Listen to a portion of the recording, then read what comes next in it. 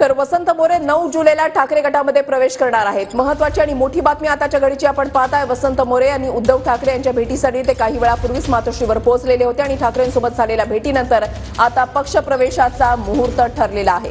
महत्त्वाची आणि मोठी बातमी आताच्या घडीची आपण पाहताय। लोकसभा निवडणुकीमध्ये वसंत मोरे हे निवडणुकीच्या रिंगणामध्ये उतरलेले होते। वसंत मोरे आता 9 जुलैला ठाकरे गटामध्ये प्रवेश करणार आहेत।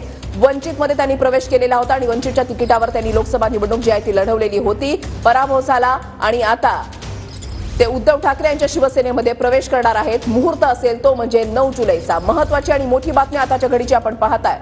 संजय राऊत यांनी सकाळीच ही प्रतिक्रिया दिलेली होती की वसंत मोरे यांचा शिवसेनेमध्ये प्रवेश होईल आणि आता ठाकरेंसोबतची महत्त्वपूर्ण भेट त्यांची झालेली आहे, बैठक झालेली आहे। त्याच्यामध्ये वसंत मोरे हे 9 जुलैला आता ठाकरे गटामध्ये प्रवेश करणार अशी माहिती समोर येते।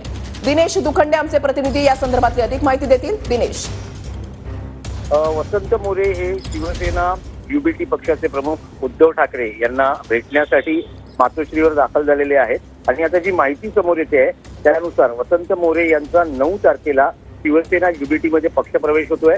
उद्धव ठाकरे यांच्या प्रमुख उपस्थितीत हा पक्षप्रवेश पार पडेल। पुण्यात वसंत मोरे हा एक पॉप्युलर चेहरा आहे। यापूर्वी ते मनसेत होते।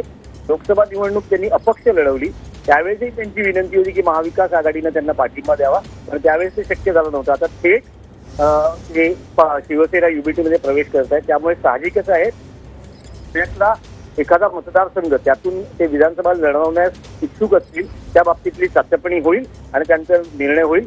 पण ही माहिती मिळते की 9 तारखेला त्यांचा पक्षप्रवेश होतोय। लोकसभेत त्यांना यश मिळालं नव्हतं, ते पराभूत झाले होते, पण एक पॉप्युलर चेहरा असल्यामुळे साहजिकच पुण्यातल्या राजकारणात शिवसेना युबीटीला वसंत मोरे यांचा फायदा होऊ शकतो। त्या दृष्टीनं या हालचाली होताना आपल्याला पाहायला मिळतात। नक्कीच धन्यवाद दिनेश, तुम्ही दिलेल्या सविस्तर माहितीसाठी।